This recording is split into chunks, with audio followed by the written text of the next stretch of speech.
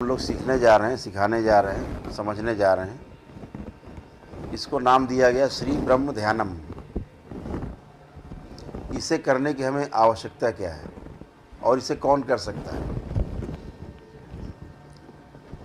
तो सबसे पहली बात यह है कि इसे कोई भी कर सकता है।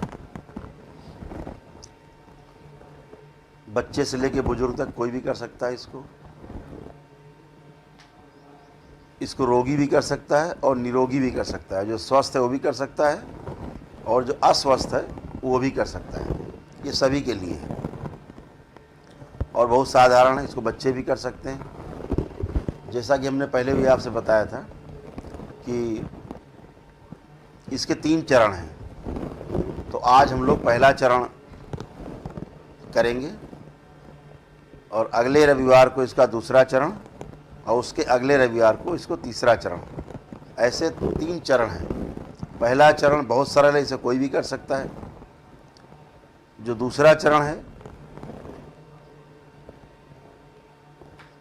उसको वो लोग भी कर लें जो दरबार से जुड़ करके और दरबार के नियम पालन कर रहे हैं, वो लोग कर सकते हैं। तीसरा चरण उनके लिए है खास तौर से जिन्होंने दरबार के सभी नियम अपना लिए हैं,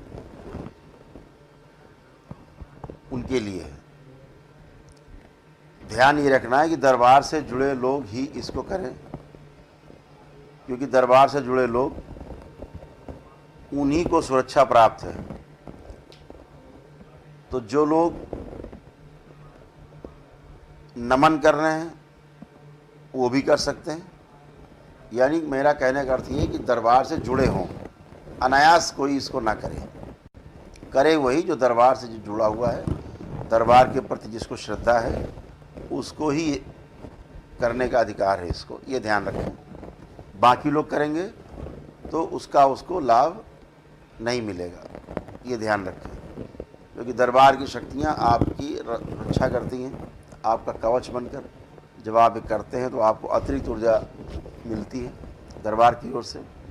आप चूँकि हवन देखते रहते हैं, दरबार की वीडियो देखते रहते हैं, तो आपको एक अतिरिक्त ऊर्जा, एक जुड़ाव आपका दरबार से बना रहता है। तो इसको सबसे पहले करने के पहले समझ लेना है कि हम करें क्यों। तो करना इसलिए है कि हमारे जीवन के 3 केंद्र हैं जो हमारे जीवन और शरीर दोनों को संतुलित रखते हैं। जो पहला केंद्र हमारा नाभि केंद्र है, दूसरा केंद्र हमारा हृदय केंद्र है, तीसरा केंद्र हमारा मस्तिष्क है, हमारा कपाल। ऐसे 3 केंद्र हैं और तीनों के कार्य अलग अलग हैं।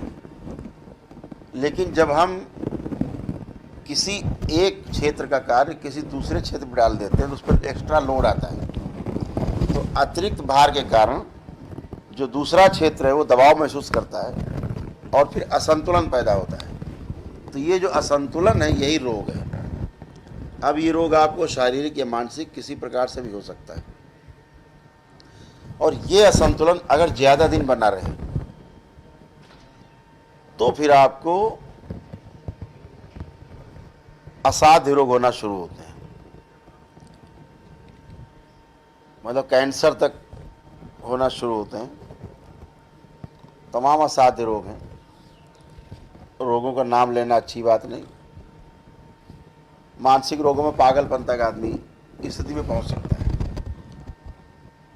तो कुल मिलाकर के शरीर और जीवन का जो असंतुलन है वो इन 3 केंद्रों के असंतुलन से पैदा होता है। तो जब ये श्री ब्रह्म ध्यानम करेंगे तो इससे हमारे जीवन के जो केंद्र हैं वो संतुलित होना शुरू होंगे और जैसे जैसे संतुलित होते जाएंगे वैसे वैसे आपका जीवन और आपका शरीर इसका तालमेल होता जाएगा। एक रिदम बनती जाएगी, एक हार्मनी बनेगी, एक संगीत पैदा होगा आपके जीवन में। तो इसको करना है। जीवन के जो 3 केंद्र हैं तीनों के बीज अलग अलग हैं। जैसे नाभि क्षेत्र का आ, हृदय क्षेत्र का ऊ और कपाल क्षेत्र का मस्तिष्क का माँ, आधा माँ, हलंत वाला माँ, नीचे हलंत लगी होती है, आधा माँ। ओम बोलेंगे, इसको तीनों मिला के बोलते हैं हम लोग ओम। तो आज हम लोग स्पेशली ओम पर ही ध्यान केंद्रित करेंगे, लेकिन इसको तोड़ के करेंगे और तीनों केंद्र पे करेंगे। कैसे करना है ये विधि महत्वपूर्ण है। केवल ये इसको श्री ब्रह्म ध्यानम नाम इसलिए दिया गया है कि ये कोई कसरत नहीं है कि आपने बैठ करके कसरत कर ली। ध्यान का मतलब है कि हम जो क्रिया करने जा रहे हैं उसमें ध्यान का विशेष महत्व है कि हम क्रिया करते समय अपना ध्यान कहाँ पर रखें, इस बात का विशेष महत्व है। और अगर आपका ध्यान केंद्रित नहीं है तो जो लाभ आपको मिलना है वो लाभ आपका आधा हो जाएगा, फिर कसरत रह जाएगी, फिर ये ध्यान नहीं हो पाएगा। इस बात को समझना। शरीर को फ़ायदा होगा लेकिन आपके जीवन को इसका फ़ायदा मिलने में दिक्कत होगी। तो अभी हम आपको बताएंगे कैसे करना है। तो सबसे पहले एक काम जरूर करना है आपको। सबसे पहले जो आपको काम करना है वो ये करना है कि सप्ताह में एक दिन 1 जग पानी जल लें, उसमें आधा चम्मच सेंधा नमक डालें। ध्यान रखें, सेंधा नमक की बात कर रहे हैं। 1 गिलास 1 जग लें, उसमें जल लें 1 गिलास। 1 जग में करीब आ जाता है मेरे ख्याल से 2 लीटर, 2 लीटर आ जाता है। हाँ, तो 1 जग में लगभग 2 लीटर पानी आ जाएगा। उसमें आधा चम्मच आप सेंधा नमक डालें और उस जल को आप गर्म कर लें। उस स्तर पे अगर आप इसको थोड़ा सा खौला करके फिर ठंडा करेंगे तो अच्छा रहेगा। एक बार खौला दिया और फिर धीरे धीरे धीरे धीरे उस स्थिति में आ जाए जल कि गुनगुना बचे, उतार के गुनगुना कर ले, गुनगुना हो जाए और फिर इसको पेट भर के पीना है। इसको सप्ताह में कोई एक दिन चुन लें जब आप फुर्सत रहती हो आपको, तो इसको पेट भर के पिए। आप पीते जाएंगे, थोड़ी देर में आपको वोमिट शुरू होगी, उल्टी होगी। तो आप उसको, आपको उल्टी ऐसे हो जाए तो हो जाए, नहीं तो आप उंगली डाल के उसको उल्टी कर सकते हैं। वोमिट करना बहुत ज़रूरी है। ये आप शुद्धिकरण पहले शरीर का करेंगे। ध्यान रखें, अभी आपको हम सिखाएंगे, समझाएंगे, लेकिन जब आप कल शुरू करें तो सबसे पहले ये क्रिया जरूर कर लें। आपकी उंगली डाल करके सारा उलट दे पानी, तो आपके शरीर की गंदगी बाहर जाती रहे, ताकि जो भी आपको लाभ होने जा रहा है उसका कई गुना विस्तार हो जाए, कई गुना लाभ आपको मिले, ताकि गंदगी बाहर हो, गर्मी बाहर हो पेट की फिजिकल रूप से, और आपको शरीर में फ़ायदा भी हो इसका। तो जो शरीर में फैले वो अच्छा फैले, जो खराब अंदर है वो ना फैलने पाए, वो बाहर निकल जाए। तो सप्ताह में एक बार इसको करना है। उल्टी वाला कार्यक्रम कोई दिन बना लीजिए, एक दिन करना है बस। बाकी ये जो श्री ब्रह्म ध्यानम है, इसको अगर सुबह आप करें सूर्योदय के पहले तो बहुत अच्छा है। आपकी दिनचर्या अगर गड़बड़ है फिलहाल तो आप सूर्योदय के बाद भी कर सकते हैं। खाली पेट करना है आपको, ये ध्यान रखना है। इसको आप दिन में 2 बार भी कर सकते हैं, सुबह भी कर सकते हैं, शाम को भी कर सकते हैं।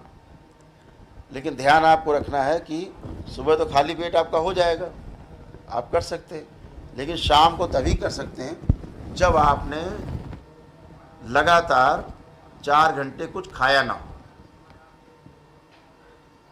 जल पी सकते हैं, कोई लिक्विड लिया हो कोई बात नहीं, जूस लिया हो कोई बात नहीं। लेकिन अगर आपने कोई भोजन किया है, कुछ भी खाया है आपने, तो फिर उसके 4 घंटे के बाद ही करें, ये ध्यान रखेंगे आप। सुबह खाली पेट करना है, ब्रह्म मुहूर्त में करें और अच्छा है, जैसा कि इसका नाम है श्री ब्रह्म ध्यानम।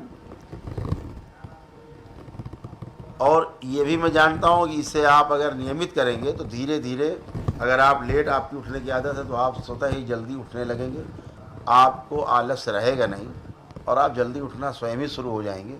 और फिर धीरे धीरे आप सूर्योदय के पहले ही करने लगेंगे, और अच्छे से करते रहे आप तो आप ब्रह्म मुहूर्त में करने लग जाएंगे। इस बात का बिल्कुल पक्का भरोसा है, बशर्ते आप ठीक से कर रहे हों, तो आपका जो संतुलन है शरीर और जीवन का वो बन जाएगा। तो सबसे पहले जो आपको करना है वो मैंने आपको बता दिया। और जो हम लोग चर्चा कर रहे थे ओम की, आ और माँ का, जब हम आ ध्वनि का उच्चारण